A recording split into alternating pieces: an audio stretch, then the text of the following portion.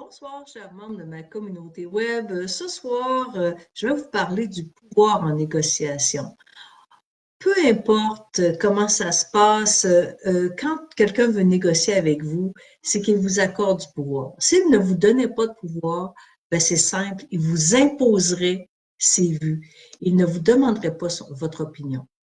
Alors, c'est de ça qu'on va parler ce soir. Bonsoir, mon nom est Céline Vallière, je suis avocate, médiatrice, conférencière, blogueuse, intéressée par l'humain, intéressée par les relations humaines, la communication, la négociation, la médiation et bien sûr, les neurosciences, en tout cas, plein de choses qui m'intéressent, mais comment mieux vivre ensemble, comment être bien en relation ensemble.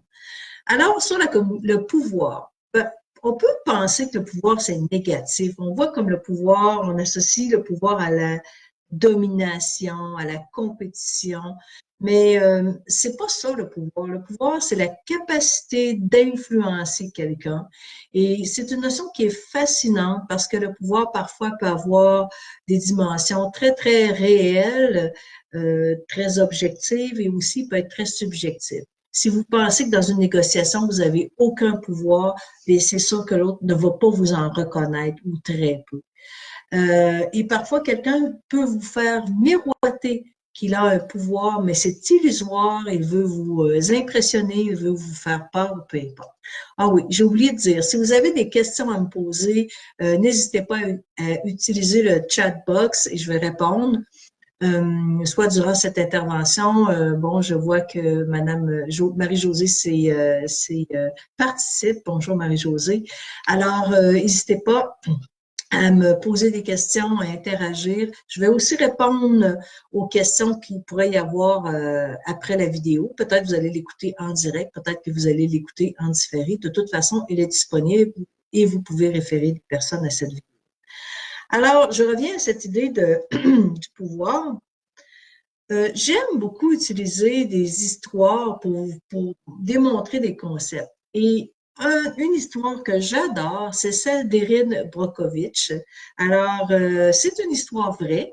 Elle a été mise dans un film. Donc, ici, Julia Roberts, l'actrice formidable dans ce film fantastique. Ça a été tourné en l'an 2000. Et on revoit en boucle, le film est disponible toujours sur Netflix. Et moi, je l'ai vu 4-5 fois et c'est un vrai plaisir. C'est vrai que je le regarde avec un œil peut-être intéressé par la négociation et les combats juridiques, ça c'est certain. Mais si vous n'avez pas vu le film, c'est pas très grave parce que je vais vous raconter à travers ce film comment on voit l'exercice du pouvoir. Alors, je vais regarder de temps en temps sur ma feuille. C'est ce combat qui a lieu sous l'impulsion d'Erin Brockovich contre une multinationale qui s'appelle la Pacific Gas and Electric Company, PGE, qui est une compagnie qui valait plus de 13 milliards de dollars au moment où ça s'est passé. Et elle desservait en gaz et en électricité plus de 15 millions d'habitants en Californie. Et plus précisément, l'affaire a eu lieu à Hinckley, une petite ville de la Californie. À travers cette histoire-là, je vais vous démontrer exactement ce jeu de pouvoir. Mais avant, je vais vous parler de Madame Brockovich. Alors, qui est une femme, on voit au début du film, elle est divorcée, c'est son deuxième divorce, elle a 3 enfants, 3 jeunes enfants. Il y en a un qui est toujours accroché après sa hanche parce qu'elle n'a plus de gardienne d'enfants. Elle n'a pas d'emploi, pas de diplôme, pas de formation et on voit dans le film à un moment donné des cafards, des coquerelles sur le comptoir de la cuisine, le frigidaire est vide. C'est vraiment triste comme situation et comble de malheur, elle a un accident d'auto et elle reçoit une facture de 17 000 $ en frais médicaux. Donc, c'est la catastrophe, mais c'est pas une femme qui se décourage. Hein. Elle prend son courage à 2 mains et elle s'en va cogner aux portes des employeurs pour avoir un emploi. Et elle utilise son pouvoir d'action, son pouvoir interne de détermination, de courage. C'est pas une victime assise dans un petit coin. Non, non, non, non. C'est une femme forte qu'on voit et qui va cogner à la porte de l'avocat qui l'avait défendu et qui l'oblige à l'engager finalement, ni plus ni moins. Tu vas m'engager, puis il a comme pas le choix, il l'engage. Alors, dans ce nouveau travail, elle a la charge de classer des dossiers. Bon, alors, elle a cette charge et elle voit un dossier qu'elle trouve ça bizarre. C'est une affaire immobilière, mais on parle de frais d'assurance médicaments, de frais d'assurance et tout ça. Elle comprend pas et elle dit à son patron, est-ce que je pourrais enquêter sur cette histoire? Et le patron lui dit, OK, c'est beau, tu peux aller creuser le dossier. Et elle le fait à sa façon, bien évidemment. Elle se rend sur les lieux. Et là, c'est une femme curieuse, intelligente, pas parce qu'elle n'a pas de diplôme, qu'elle n'a pas cette intelligence, cette curiosité, cette soif d'apprendre, de comprendre. Elle va puiser de l'eau dans certains endroits. Elle amène ça à des experts pour comprendre, pour avoir la connaissance. Et ça, c'est un pouvoir extrêmement important, ce pouvoir de la connaissance qui nous amène encore plus loin. On va voir que ça continue cette histoire. Évidemment, elle va rencontrer des gens tout au long de cette saga. Elle va rencontrer des citoyens qui ont des cancers, qui ont des enfants malades. C'est triste. Et Erin est touchée par cette maladie, ces maladies. Vraiment, c'est une femme de cœur et qui a la capacité de créer des liens de cœur. Elle est empathique, elle a un charisme. Les gens lui font confiance. Et ça, c'est quelque chose qui est important. Si vous avez ce pouvoir de créer des liens de confiance, des liens avec les personnes, ce n'est pas négligeable. Au contraire. Évidemment, elle a une personnalité qu'elle utilise beaucoup la séduction. Vous allez voir que dans le film, Julia Roberts a des décolletés, talons hauts, etc. Je dis pas que c'est, pour moi, c'est pas significatif, mais pour elle, c'est son style, c'est son genre. Elle l'utilise, c'est bien, ça lui fait bien. Je suis pas sûre que je prendrais ce genre de pouvoir, mais bref, c'est pas important. Elle arrive à ses buts et donc on pourra parler de charisme, de persuasion, si on veut. Même si le film est quand même court, il ne dure que 2 heures, on comprend que la saga, la poursuite de la multinationale, elle dure très longtemps. Et à un certain moment, l'avocat en charge du dossier, le patron d'Erin, lui dit, écoute, je n'ai plus les moyens de poursuivre, on doit s'associer avec une firme d'avocats qui a plus de moyens, qui est plus grande, qui a plus de personnel, etc. Et bon, ça fait pas l'affaire d'Erin, mais elle comprend bien que si ça n'a pas lieu, ça va être l'abandon des poursuites. Donc, c'est le pouvoir du regroupement, le pouvoir des alliances. On a toujours cette possibilité d'aller chercher des appuis, d'aller chercher plus de montants financiers. Seul, on va loin, mais ensemble, on va encore plus loin.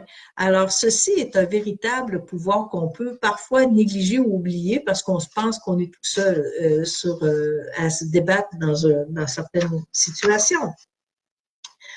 Tout au long de ce film, évidemment, la multinationale se défend, je dirais, comme un diable dans l'eau bénite. Ils ont des grands moyens financiers, des batteries d'avocats.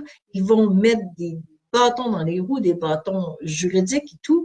Mais vous savez, on n'a pas le droit, il y a des choses qu'on n'a pas le droit de faire.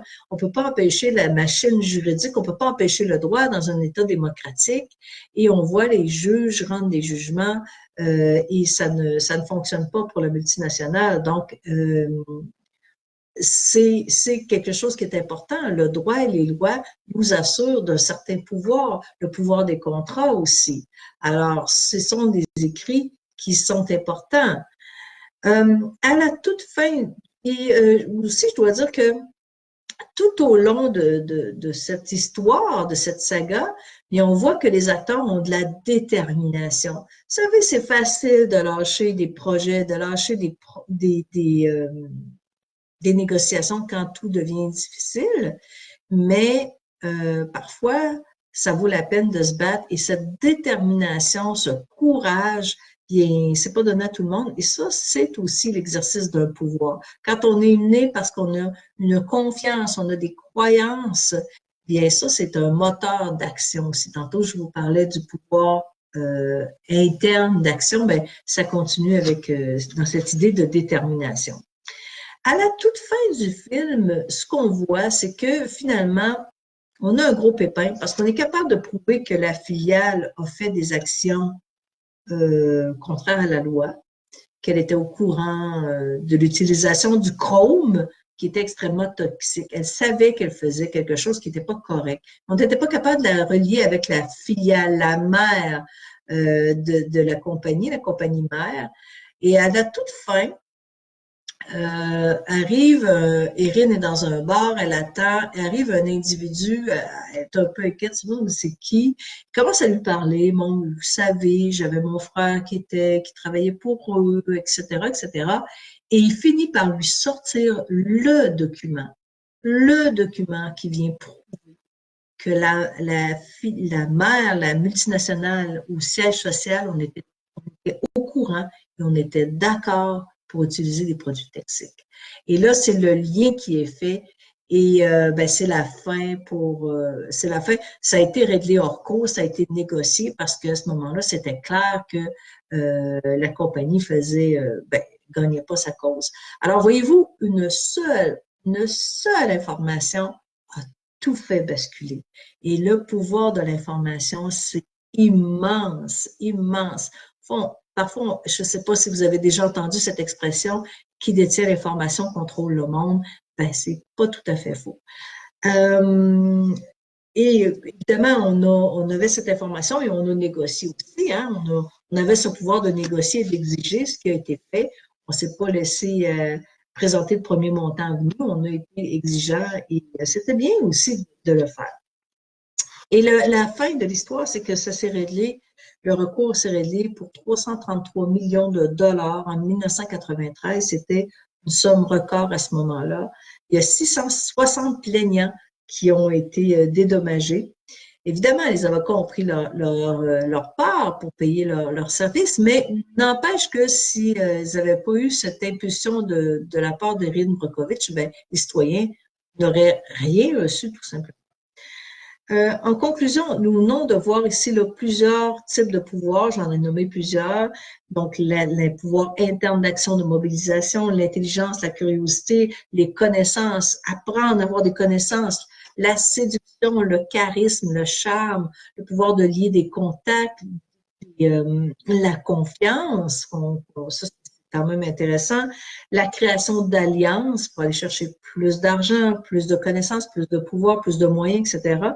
Le pouvoir des droits et des lois, évidemment, le pouvoir de l'information et celui de la négociation. Alors, évidemment, c'est une situation extrême que je vous ai présentée. La plupart d'entre nous, même moi, je ne serai jamais dans des grandes négociations. En tout cas, c'est pas mon objectif dans la vie d'être dans des grandes négociations de ce type. Mais pour nous, au quotidien, nous avons des négociations avec notre employeur, avec un entrepreneur en construction, avec des collègues de travail, peu importe, à différents niveaux, dans des conventions collectives, des distributeurs, des vendeurs, en tout cas, bref, on a aussi, si on a cette négociation, c'est parce qu'on a un pouvoir aussi à quelque part à exercer. Dès qu'il y a interrelation entre deux individus et recherche d'une entente, c'est qu'il y a nécessairement cette inter-influence. Vous avez du pouvoir, les autres en ont aussi, donc ça, il ne faut pas l'oublier. Et moi, ce que je vous invite à faire, il y a certainement quelque chose qui est très facile à exercer, c'est celui de la préparation. Préparez-vous. Allez chercher de l'information, allez chercher des connaissances.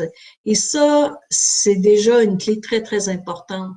On ne peut pas improviser. Plus la négociation est sensible, plus elle est importante, moins on peut improviser. Et ça, William Ury, Roger Fisher, dans tous les livres de négociation, vous allez entendre parler de cette idée de l'importance, toujours, de bien se préparer. Et je pourrais encore vous parler beaucoup du pouvoir, évidemment, mais j'ai fait un module d'une durée d'1 heure dans mon programme de formation en ligne Maîtriser vos négociations, un programme de 10 heures qui est toujours disponible. Vous pouvez vous le procurer sur Internet, sur mon site, seulement à cliquer et vous allez avoir possibilité de suivre ce cours-là dès ce soir si vous le souhaitez. Commence à être un peu tard, mais bref, vous pouvez suivre quand vous le désirez. C'est ça la beauté des formations en ligne. Mais ce qui s'en vient présentement, le 18 janvier, donc pas ce samedi, mais l'autre samedi, dans 10 jours, et oui, 10 jours, jour pour jour, dans 10 jours, ce sera la formation en salle qui aura lieu à Québec, à l'Hôtel Québec, qui est tout près des ponts, du pont Pierre-Laporte. Une formation sur comment négocier avec les gens difficiles. C'est une formation que je donne depuis à peu près 19 ans avec beaucoup de joie et de bonheur, je dirais, parce que c'est une formation que les gens adorent, aiment suivre.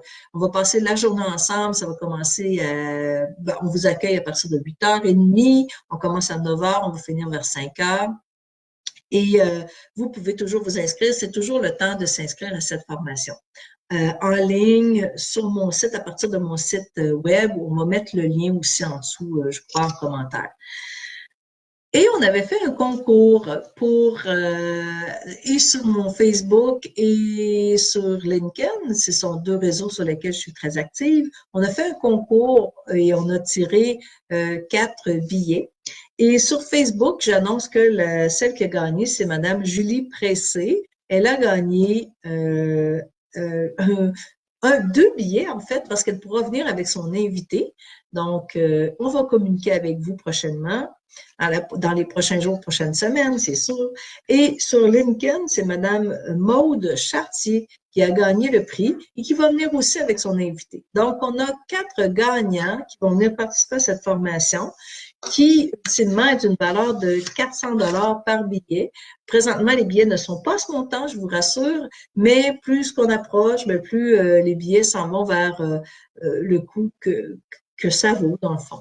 Alors voilà, je vous remercie de votre attention. Je vous souhaite une merveilleuse année 2020. Oui, beaucoup de succès. Le succès, ça se prépare, ça se travaille. C'est pas une question de chance. De la santé, ça aussi, ça se travaille. Et ben, du bonheur et de la joie, mais surtout de la paix. Oui, de travailler ensemble pour la paix, c'est quelque chose qui me tient à cœur et je souhaite que vous puissiez vivre ceci dans votre vie tous les jours. Et ben voilà, je vous remercie beaucoup encore une fois et on se dit à bientôt.